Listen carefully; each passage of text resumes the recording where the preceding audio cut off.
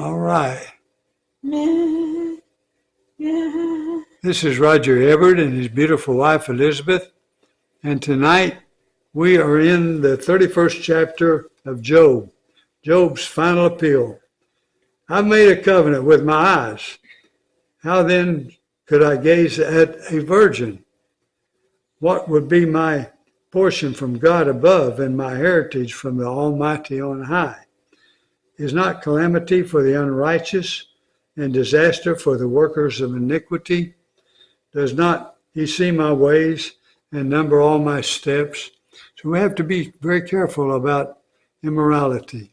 If I have walked in falsehood and my foot has hastened to deceit, let me be weighed in a just balance and let God know my integrity.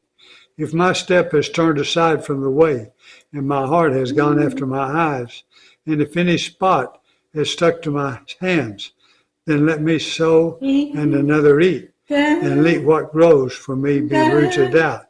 Wow, he's making some pretty bold statements. If my heart has been enticed toward a woman, and I have lain in wait at my neighbor's door, then let my wife grind for another, and let others bow down on her. For that would be a heinous crime that would be an iniquity to be punished by the judges. For that would be a fire that consumes as far as Abaddon, and it would burn to the root all my increase. If I have rejected the cause of my manservant or my maidservant when they brought a complaint against me, what then shall I do when God rises up? When he makes an inquiry, what shall I answer him? Did not he who made me in the womb make him? And did not one fashion us? And did not one fashion us in the womb? If I have withheld anything that the poor desired, or have caused the eyes of the widow to fail, or have eaten it, my morsel alone, and the fatherless has not eaten of it, for from my youth the fatherless grew up with me as with a father, and from my mother's womb I guided the widow. If I have seen anyone perish for lack of clothing, or the needy without covering, if his body has not been blessed by me, and if he has not warmed with the fleas of my sheep, if I have raised my hand against the fatherless, because I saw my help in the gate, let my shoulder blade fall from my shoulder, and let my arm be broken from its socket.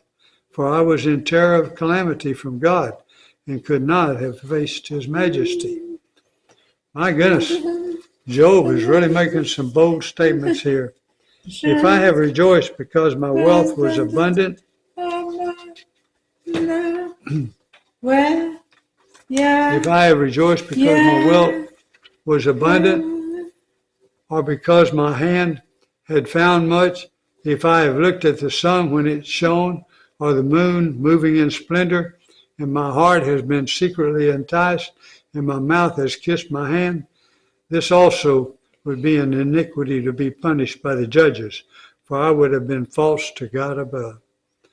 If I have rejoiced at the ruin of him who hated me, or exulted when evil overtook him, I have not let my mouth sin by asking for his life with a curse. If the men of my tent have not said, who is there that has not been filled with his meat?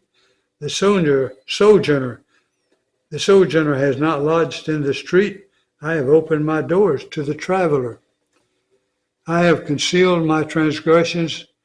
If I have concealed my transgressions as others do, by hiding my iniquity in my heart, because I stood in great fear of the multitude, and the contempt of families terrified me, so that I kept silence and did not go out of doors. Oh, that I had one to hear me. Here is my signature. Let the Almighty answer me. Oh, that I had the indictment written by my adversary. Surely I would carry it on my shoulder. I would bind it on me as a crown. I would give him an account of all my steps. Like a prince, I would approach him. If my If my land has cried out against me and its furrows have wept together, if I have eaten its yield without payment and made its owners breathe their last, let thorns grow instead of wheat and foul weeds instead of barley. The words of Job are ended. Well, Job gave a pretty strong defense there, didn't he? Wow, pretty strong. Thank goodness you're a child of God. You're God's little child. He's going to take care of you. He said, I'll never leave you nor forsake you. He said, I've got you in my hand. No one's able to pluck you out of my hand. You are his child. Rejoice and be glad in it. And know that he loves you and cares for you.